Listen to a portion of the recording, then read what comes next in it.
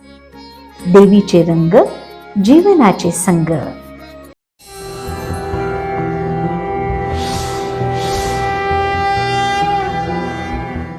ओम देवी स्कंदमाताय नमः. या देवी सर्वभूतेषु मा स्कंदमाता रूपेण संस्थिता. नमस्तस्यै नमस्तस्यै नमस्तस्यै नमो नमः.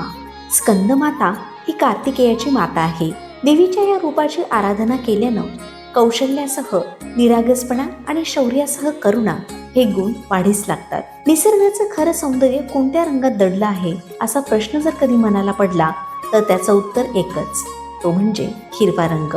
हा रंग शांतता देणारा, प्रसन्नता पसरवणारा आणि जीवनाला नवचैतन्य देणारा आहे. नवरात्रीच्या या दिवशी स्कंदमातेच्या पूजेसोबत जोडलेला हाच रंग आज आपल्याला आयुष्याचे गूढ रहस्य सांगतो. निसर्ग, माया, शांतता आणि समतोल यांचं प्रतीक असलेला हा रंग आपल्या आयुष्याला खास संदेश देतो.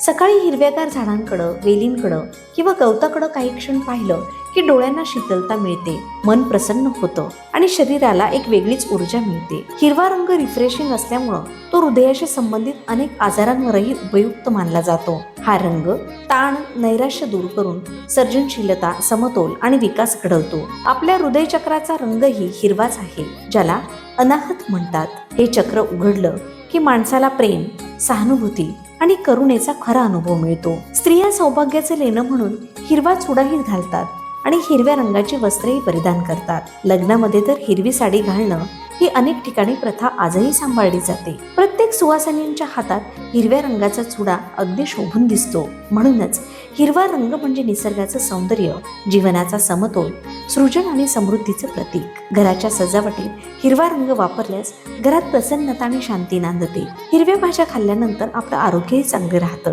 निसर्गात सर्वाधिक आढळणारा, डोळ्यांना सुखावणारा, मनाला शांतवणारा, आयुष्याला नवचैतन्य देणारा तोच हा हिरवा रंग. हिरव्या रंगाचे सर्व चांगले गुणधर्म आत्मसात करूया आणि आपल्या सर्वांच्या आयुष्यात समृद्धी येवो अशी स्कंदमाते चरणी प्रार्थना करूया. ओम देवी स्कंदमाताय नमः.